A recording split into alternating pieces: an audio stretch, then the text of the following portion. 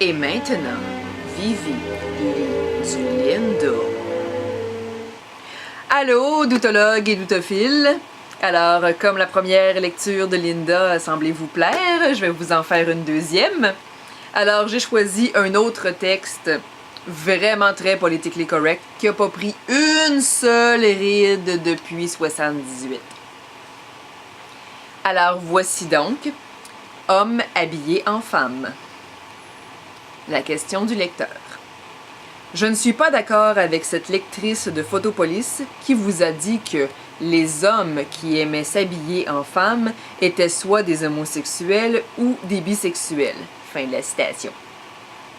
C'est faux. Depuis quelques années, je porte des dessous féminins dans l'intimité. On veut des photos? Et ma femme adore cela car ça ajoute du piquant à notre vie sexuelle. Et je ne suis pas un homo, loin de là. Mon épouse est d'avis que je suis un amoureux formidable.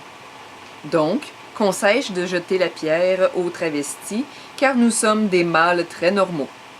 Je tenais à faire cette mise au point, Linda. Merci de publier ma lettre. Paul B. de Verdun. On le salue d'ailleurs. La réponse de Linda. Il est évident que tous les gars qui se déguisent en poulettes ne sont pas tous des tapettes, bien qu'il s'agisse d'un comportement plutôt bizarre. Toutefois, un ami psychiatre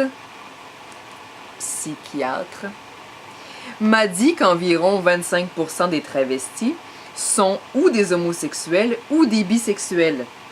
Mais par contre, la grande majorité d'entre eux sont des hommes normaux qui ne veulent rien savoir des seringues.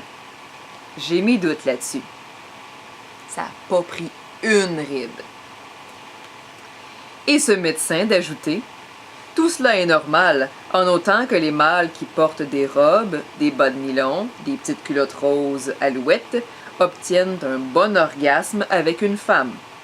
Et, conclut-il, en général, ce sont des amoureux sensationnels. Ouais. En tout cas, pour ma part, j'ai déjà eu une expérience avec un phénomène de ce genre, et ce fut un désastre. C'est parce que c'était toi qu'il fallait qu'il porte le saut de femme Linda, alias Roger. C'était Linda Adams. Courrier du sexe, 78 pour Photopolis.